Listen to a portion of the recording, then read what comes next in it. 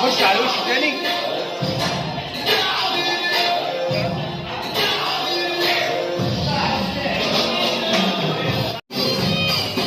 عشان كده لا اوعى. لا ماليش في الكلام ده مرات. لا بجد معايا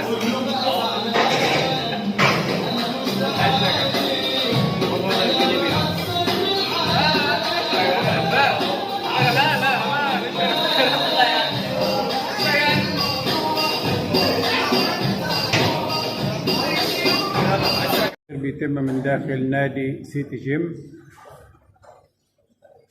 صورنا كل أبطالنا الموجودين داخل الجيم النهاردة.